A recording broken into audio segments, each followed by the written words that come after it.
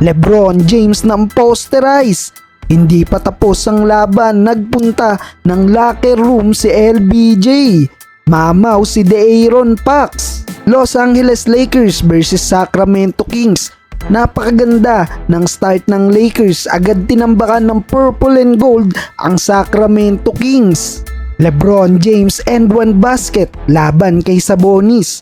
Solid naman ang pasa dito ni LeBron to Anthony Davis and one. Maganda din ang ambag at panimula ni Rui Hachimura at Austin Reeves at nakapag-ambag ang dalawa ng tig 7 points. Umabot sa 19 points ang biggest lead ng Lakers mula sa 3-point na to ni D'Lo. Pero nakapag-run ng Sacramento Kings at naibaba sa 9-point lead ang lamang ng Lakers dahil sa solid first quarter ni De'Aaron Fox. End of first quarter 37-28. Second quarter unti-unting lumalapit ang Sacramento Kings pero may pagbiglang bawi sa LBJ, pinosterize ang center ng Sacramento Kings. Nahype na si LeBron, napapailing na lang sa ginawa niyang end one dunk. Pero under 8-minute mark biglang napatake over ang off the bench at 6-month candidate na si Malik Monk.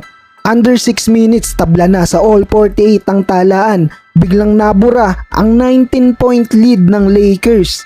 Hindi pa tapos ang Sacramento Kings at 4 na sunod-sunod na 3-point shot ang pinakaulan ng Kings.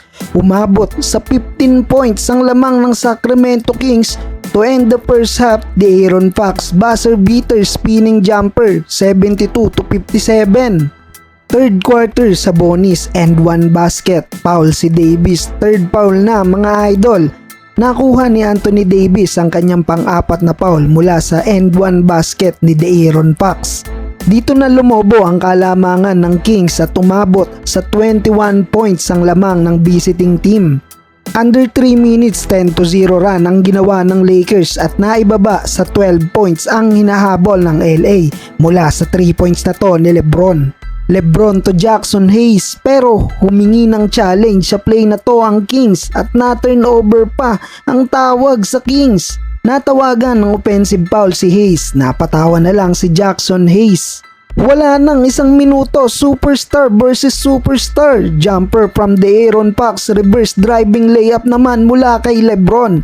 End of third quarter, 104-92. Fourth quarter, hindi pa tapos si Malik Monk dahil kay Monk lumobo ulit sa 21 points ang lead ng Sacramento Kings. X-Factor ang star 6-man ng Kings dahil sa pag-create ng points opportunity sa kanyang kupunan. Nahirapan na din ng Lakers na ibaba sa double-digit lead ang lamang ng Sacramento Kings. Sumubok pang humabol ang Lakers mula kay Rui Hachimura at sa dunk na to, Lakers down by 12. Under 3 minutes napapuntang locker si LeBron. Mukhang masamang balita to para sa Lakers. Injury pa ata si LeBron. Nakipagsagutan pa si Austin Reeves kay De'Aaron Fox. Under a minute, tumawag na ng timeout si Coach Darvin Ham para ilabas ang starter ng Lakers. 130-120 ang final score sa likod ng 44 points ni De'Aaron Fox.